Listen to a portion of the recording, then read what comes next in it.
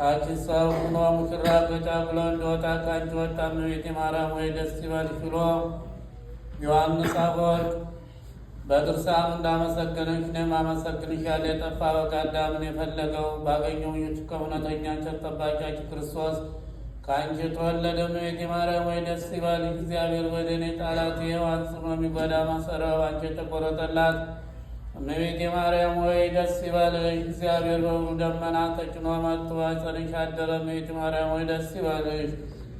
በቅዱሳን ነቢያት በቅዱሳን መላእክት በሚኖር ከአንቺ ተወልዶ የተገለጸልን እመቤቴ ማርያም ሆይ ደስ ይበልሽ። ከአብ ከመንፈስ ቅዱስ ጋር የሚሰግድለት ቃል የሚባል እግዚአብሔር በአንቺ ባሕርይ ከአንቺ ይወለድ ዘንድ የወደደሽ እመቤቴ ማርያም ደስ ይበልሽ። እኔ ለምእመናን ወንጌልን የማስተምርለት ጌታ እናቱ እመቤቴ ማርያም ሆይ ደስ ይበልሽ።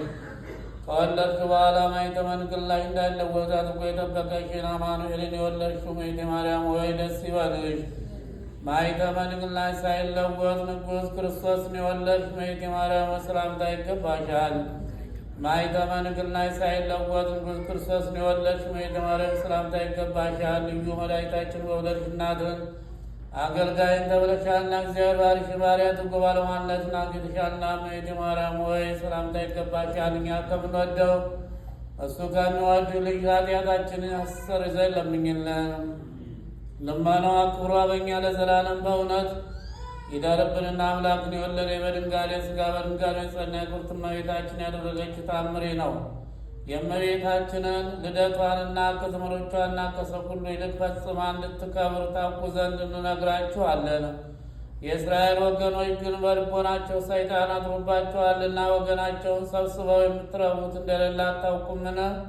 ኢያቄምና እኛ በእኛ በጠላትነት ተነስቶብናልና ብለው ተማከሩ። እኛ ባሮቻቸው ኩነን እነሱ በእኛ ነግሰው ይኖራሉና ሁላችሁም ታውቁ ዘንድ ሐና በጸነሰች ጊዜ ያደረገችውን አይታችኋል። የጦሊቅ ልጅ ሳምርን በኢያሪኮ ባለች በዶይቅ በሞተ ጊዜ ወደ መቃብር ስንወስደው ሐና በጎዳና መካከል መታ የአባቷ ወንድም ስለሆነ ያንን ፈጽማ ትወደው ነበርና እያለቀሰች ያልጋውን ሸንኮር ያዘች። ያን ጊዜ ተነስቶ የእውነተኛ ፀሐይ እናቴ ሆይ አንድነት ፍቅር ይገባሻል ብሎ ተናገራት። ሁለተኛም ከአንቺ የምትወለደውን ማርያምን መልአክ የእሷን ነገር ሲናገር ሰማይና ምድርን የፈጠረ እናቱን አሲር ሰምቻለሁና አላት። እንስሳትንና ሰውን የሚታየውን የማይታየውን የፈጠረውን የእስራኤል ወገኖች ሆይ ለምን ታንቀላፋላችሁ? የፈራሽ በስዋሽ ወገን የሚሆኑ የኢያቄምና የሐናንስ ነገር ለምን ቸል ትላላችሁ? ዛሬ በቤተ መቅደስ ሳለች